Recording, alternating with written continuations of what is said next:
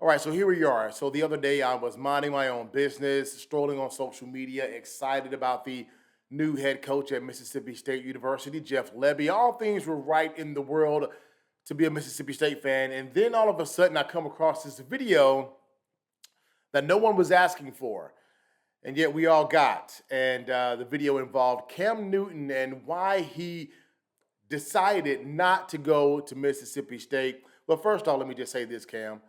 Don't nobody care. You didn't go to Mississippi State. Our hearts were broken when you chose Auburn over us.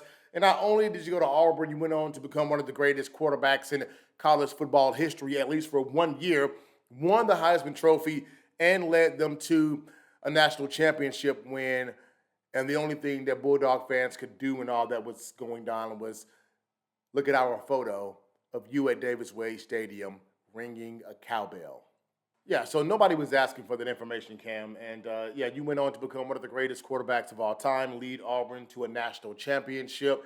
And not only did you lead Auburn to a national championship, you did so while throwing for 2,854 yards, 30 touchdowns, and rushing for another 1,473 yards and 20 touchdowns, which makes sense why you won the Heisman Trophy. So the clip has gone viral on the Unnecessary Roughness podcast, and here it is so you can hear for yourself exactly what Cam Newton had to say.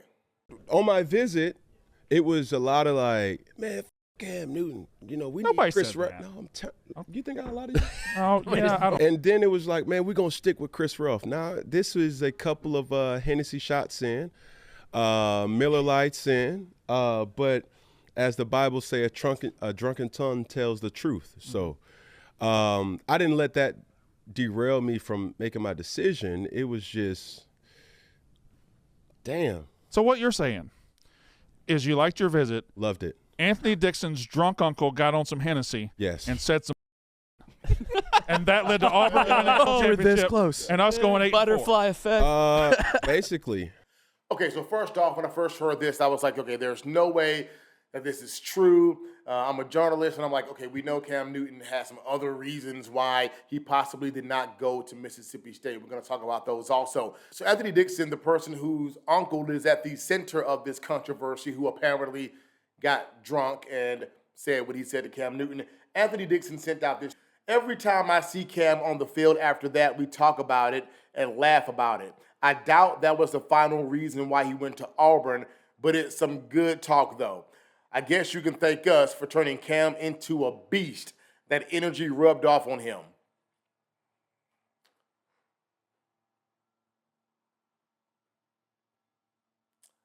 So there was some truth to that. Okay.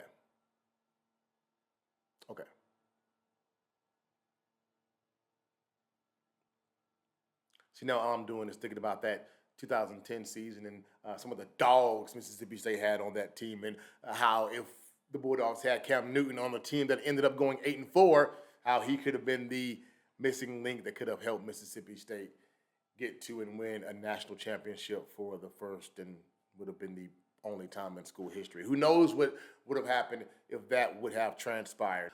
Now also, Cam, one of the things you said in that clip, as the Bible says, a drunken tongue tells the truth. That's not in the Bible. It's just not. So Anthony Dixon's uncle clearly he was not telling the truth. Why would you listen to somebody who's drunk?